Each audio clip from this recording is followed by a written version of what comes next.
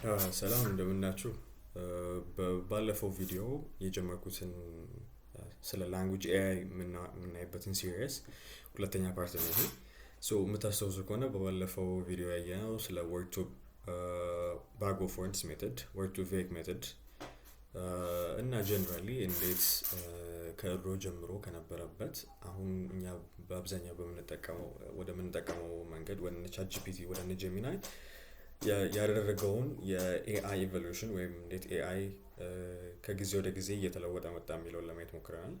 የምታስታውሱ ከሆነ ባለፈው ያቆምንበት ቦታ ስለ ኢምቤዲንግ በማውራት ነው። ኢምቤዲንግ ማለት የአንድ ቃልን ወይም አንድ አረፍተ ነገርን ሊሆን ይችላል ትርጉሙን እና ቃላቱን ኮምፒውተር ወደሚረዳው ቁጥር መቀየርና ማስቀመጥ ነው። ይሄ በቁጥር መልኩ ሲቀመጥ የአንድ ቃል ለምሳሌ ትርጉሙ እና ቃላቱ ራሳቸው በቁጥር መልኩ ሲቀመጥ that is called embedding. እዚህ ጋር just ሪካፕ ለማድረግ ያክል ነው። embedding አንድ ቃል ለምሳሌ ቃላቶች ኢምቤድ ከተደረጉ በኋላ እና በግራፍ ላይ ለማስቀመጥ ብንሞክር እንደዚህ አይነት ሪፕሬዘንቴሽን ይኖረዋል። ለምሳሌ ካት፣ ዶግ እና ፐፒ አንድ አካባቢ ቦታ ላይ ይሆናሉ። ምክንያቱም ዲስከስ እንዳደረግነው ኢምቤድ በምናደርግበት ጊዜ ሴማንቲክ ሲሚላሪቲያቸውንም ኢምቤድ እናደርጋለን ወይም የቃላቶቹ ትርጉምንም ኢምቤድ እናደርጋለን ኮምፒውተሩ በሚረዳው መልኩ። ስለዚህ ተቀራራቢ ትርጉም ያላቸው ቃላት በተመሳሳይ ኦልሞስት ተቀራራቢ በሆነ ቦታ ላይ ይቀመጣሉ ማለት ነው። ልክ እንደዚሁ አፕል እና ባናና ተመሳሳይ ፍሩት ስለሆኑ ላይክ ተቀራራቢ በሆነ ቦታ ላይ ይቀመጣሉ። እንደዚሁ ቤድ እና ፒሎው ተቀራራቢ ቦታ ላይ ይቀመጣሉ ማለት ነው። ዛሬ በመቀጠል የምናየው ከባለፈው መጨረሻ ላይ የተሻለ መንገድ ብለን ካሰብነው ወይም ወርድ ቱ ቬክ ከሚባለው መንገድ ምን ችግር እንዳለበትና እንዴት የተሻሉ መንገዶች እንደመጡ ነው የምናየው። ወርድ ቱ ቬክ የሚባለው ሜተድ እንዳየነው ኢምቤድ ነው አይደለም የሚያደርገው። የሆነ ቃል በሚሰጥበት ጊዜ ያንን ቃል ትርጉሙን ኮምፒውተር በሚረዳው በቁጥር መልኩ ያስቀምጠዋል። ራይት። ስለዚህ አንድ ቃል ስንት ኢምቤዲንግ ሊኖረው የሚችለው አንድ ኢምቤዲንግ ሊኖረው የሚችለው። ግን እኛ ሁላችንም እንደምናውቀው ላይክ በትክክለኛው ዓለም ላይ በሪል ወርልድ ላይ ወይም በዕለት ተዕለት ውሏችን ላይ ግን አንድ ቃል አንድ አይነት ትርጉም ብቻ ሊኖረው አይችልም። ምክንያቱም እንደሚገባበት ሁኔታ የተለያዩ ትርጉሞች ሊኖረው ይችላል። ለምሳሌ ፌመስሊ የሚገለጽ ኤግዛምፕል ለምሳሌ ባንክ የሚለው ቃል የምታውቀው ከሆነ የእንግሊዝኛው ቃል ባንክ የሚለው ቃል ሁለት አይነት ትርጉሞች ለምሳሌ ሊኖረው ይችላል። አንደኛ የፋይናንሻል ኢንስቲትዩሽኑ ባንክ ገንዘብ ሄደን የምናወጣበት ባንክ ሊሆን ይችላል። ሁለተኛ ደግሞ በወንዝ በሚሄድበት ዳርቻ ላይ ያለው ሪቨር ባንክ በመባል ሊታወቅ ይችላል። ስለዚህ በወርድ ቱ ቬክ አተያየት ግን አንድ ባንክ የሚለው ቃል አንድ ኢምቤዲንግ ብቻ ይኖረዋል። ይሄ ግን አንድን አረፍተ ነገር ለመረዳት በደንብ ብንሞክር ወይም ኮምፒውተሩን ለማስረዳት ብንሞክር ባንክ የሚለውን በሁለት የተለያዩ ቦታዎች ላይ ገብቶ ስንጠቀመው ተመሳሳይ ኢምቤዲንግ መጠቀም በትክክል እንድንተረጉም አይረዳንም። ስለዚህ ምን የሚባል ነገር መረዳት አለብን ማለት ነው? ኮንቴክስት። ያ ቃል የሚገባበት ቦታንም እንደዚሁ ኢምቤድ አድርገን ማስቀመጥ መቻል አለብን ማለት ነው። ወይም ይሄ ቃል አንድ ቃል በተለያዩ ቦታዎች ላይ የተለያየ ትርጉም እንዳለው ኮምፒውተሩ እንዲረዳው ማድረግ መቻል አለብን ማለት ነው። ይሄንን ለማድረግ የሚረዳን መንገድ ምንድነው? አርኤንኤን በመባል ይታወቃል። ወይም በእንግሊዝኛው ሪከረንት ኒውራል ኔትወርክ። ልክ ባለፈው ያየነው የኒውራል ኔትወርክ ቬሪዬሽን ነው። የኒውራል ኔትወርክ አይነት ነው። ምንድነው የሚያደርገው? ሲኩዌንስን ወይም አረፍተ ነገርን በምንሰጥበት ጊዜ የእነሱን ቅደም ተከተልም ልክ እንደ ኢንፑት ያስቀምጠዋል። ስለዚህ አንድ ቃል ከሌላ በተከታታይነት በሚመጡበት ጊዜ የቃላቶቹን አደራደር እና አቀማመጥንም ልክ እንደ ኢንፑት ይቀመጣል ማለት ነው። ይሄንን ለማድረግ አርኤንኤን የሚባለው ሁለት አይነት ታስኮች አሉት። አንደኛው ኢንኮዲንግ ይባላል። ኢንኮዲንግ ማለት ምንድነው? የሰጠውን አረፍተ ነገር ወይም ቃል ሊሆን ይችላል ኮምፒውተር በሚረዳው መልኩ ማስቀመጥ። ሁለተኛው ደግሞ ዲኮዲንግ ይባላል። ዲኮዲንግ ደግሞ ማለት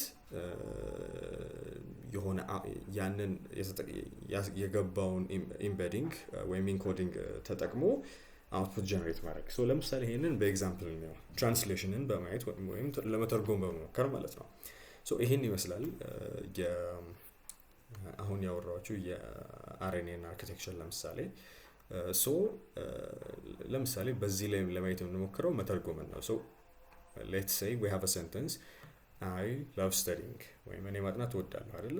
ሶ ይሄንን ሴንቴንስ እንዴት ነው የሚሆነው ብለን በምናይበት ጊዜ ሁለት አይነት ስቴፕ ይኖረዋል። አንደኛ ኢንኮደር አርኤንኤን ይኖራል። ያ ማለት ምንድነው? መረዳት ማለት ነው። ሶ ይሄንን የገቡትን ቃላት መረዳት ይሆናል የመጀመሪያው ስቴፕ።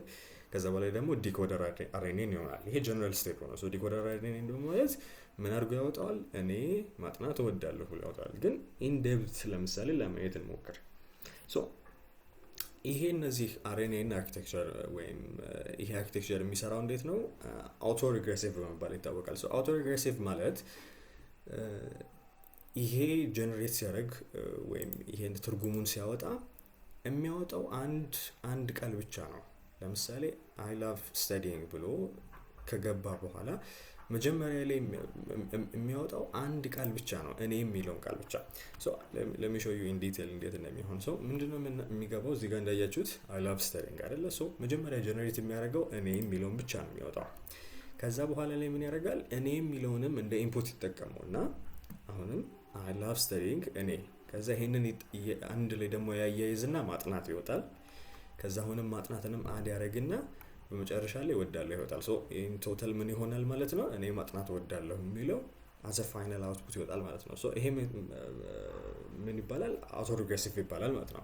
ሶ አውቶ ሪግሬሲቭ ማለት ቤዚክሊ የፕሪቪየስ ከዚህ በፊት ከዚህ አሁን ለምሳሌ ይሄን ስቴፕ 1 ስቴፕ 2 ስቴፕ 3 ብለን ብንወስዳቸው ስቴፕ 2 ላይ የስቴፕ 1ን አውትፑት ይጠቀማል ማለት ነው። እና ደግሞ በእያንዳንዱ ስቴፕ ላይ አንዳንድ አውትፑት ብቻ ነው ያለው። ሶ ነሰሰሪሊ ይሄንን ለምሳሌ እኛ እንደምናስበው አይ ላቭ ስተዲንግ ሲገባ ሁሉ ይሄን አይቶ አንድ ጊዜ እኔ ማጥናት እወዳለሁን አይደለም የሚያወጣው፣ አንድ በአንድ ነው ቃላትን የሚያወጣው። እና የበፊትን ያወጣውን ቃል ወይም አውትፑቱን ልክ እንደ ኢንፑት ይጠቀሙና ከዛ ቀጣይ ያለው ማውጣት ያወጣዋል። ልክ እንደዚህ እያለ ሁሉንም እስከሚያወጣ ድረስ ማለት ነው። ሶ ይሄንን እንደ አርኪቴክቸር በደንብ አድርገን ስናየው ምን ይባላል? ይሄ ኮንቴክስት ኢምቤዲንግ ነው።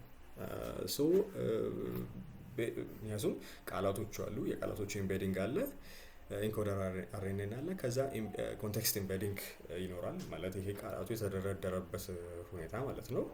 ከዛ በኋላ ላይ ልክ እንደዚህ እንዳየነው ስቴፕ ለማውጣት እንችላለን ማለት ነው።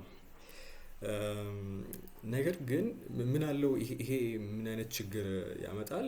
በጣም ረጃጅም ሴንቴንሶች ሆነው ለምሳሌ በእኛ ኬዝ አይ ላቭ ስተዲንግ ነው። ግን በጣም ትላልቅ ሴንቴንስ በሚሆንበት ጊዜ ሁሉንም ይሄን ያንን ረጅም ሴንቴንስ በአንድ ኮንቴክስት ኢምቤዲንግ ማስቀመጥ በጣም አስቸጋሪ ይሆናል። ሶ ይሄንን ለመቅረፍ ምን የሚባል ሜተድ መጣ? አቴንሽን የሚባል ሜተድ መጣ። ሶ አቴንሽን ሜተድ ማለት በቀላሉ ምንድነው የሚያደርገው? ነሰሰሪሊ የሁሉንም የተሰጠንን ኢንፑት በእኩል ሁኔታ መጠቀም የለብንም፣ አንድን አውትፑት ጀነሬት ለማድረግ ነው ሀሳቡ። ያ ማለት እንዴት ነው ሀሳቡ?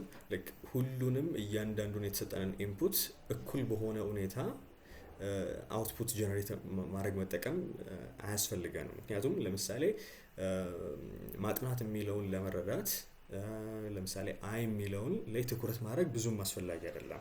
ነሰሰሪሊ ስተዲንግ የሚለው ላይ ብቻ ትኩረት በማድረግ ማጥናት የሚለውን መተርጎምና ማውጣት እንችላለን ማለት ነው። ያ ማለት ኮንቴክስት ኢምቤዲንግ ሁሉንም በአንድ ጊዜ የሚይዝ ስለሆነ ይሄንን ኮንቴክስት ኢምቤዲንግ ላይ ብቻ የሁሉንም በአንድ ጊዜ በማየት ማውጣት አይጠበቅብንም ማለት ነው።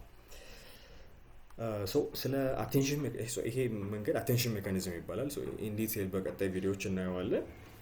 ሶ ቤዚክሊ ይሄ አቴንሽን ሜካኒዝም ለምሳሌ እንደዚሁ ማየት ብንችል ለምሳሌ አይ ላቭ ስተዲንግ አለ አይደለ? ከዛ በአማርኛው ደግሞ እኔ ማጥናት እወዳለሁ አይደለ?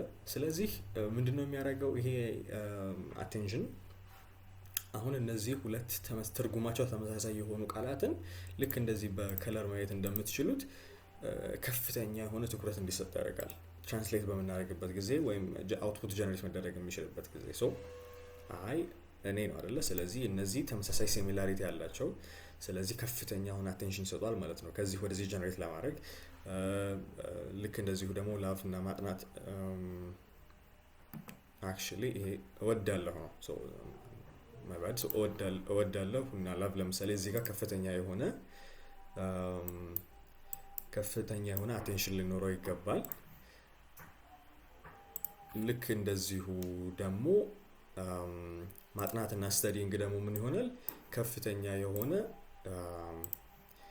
የሆነ አቴንሽን ይኖረዋል ማለት ነው። ስለዚህ ቃላቶቹ ተመሳሳይ በሆኑ ቁጥር የሆነ አንድ አረፍተ ነገር ለመተርጎም ስንፈልግ እያንዳንዱ ቃላት የተለያየ አቴንሽን ሌቭል ይኖረዋል ማለት ነው። ምክንያቱም ሁሉንም አንድ ጊዜ ኢምቤድ አድርገን ኮንቴክስቱን ወደ ትርጉም ከመተርጎም ይልቅ የተለያዩ ቃላት የተለያየ አይነት ትኩረት ሊሰጣቸው ይገባል የሚል ሜተድ ነው።